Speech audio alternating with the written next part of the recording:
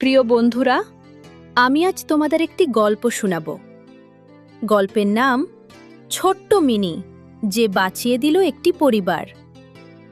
একদিন বিকেলে গ্রামের রাস্তায় এক ছোট্ট সাদা কালো বিড়াল ছানা কাঁপতে কাঁপতে বসেছিল। সবার পা এড়িয়ে সে খাবারের খোঁজ করছিল।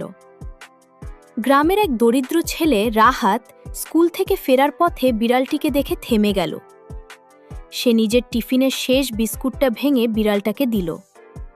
সেই দিন থেকেই বিড়ালটার নাম হলো মিনি। মিনি আর রাহাত যেন হয়ে গেল দুই বন্ধু। রাহাত যখন পড়াশোনা করত, মিনি পাশে বসে থাকত। রাহাত কাঁদলে মিনি তার কোলে উঠে মুখ ঘষত। কিন্তু এক রাতে ঘটল অদ্ভুত ঘটনা। মধ্যরাতে হঠাৎ মিনি জোরে জোরে ডাকতে শুরু করল। সে বারবার রান্নাঘরের দিকে দৌড়াচ্ছিল। রাহাতের মা জেগে উঠে দেখলেন চুলার পাশে আগুন লেগেছে। তখন সবাই দ্রুত বের হয়ে যায়। মিনির জন্যই বড় দুর্ঘটনা থেকে বেঁচে যায় পুরো পরিবার। পরদিন গ্রামে সবাই বলছিল, একটা প্রাণীও কত বিশ্বস্ত হতে পারে।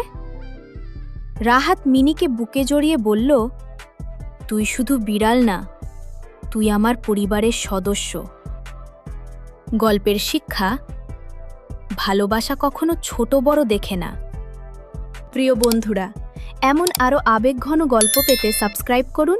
ভিডিওটি ভালো লাগলে শেয়ার করুন।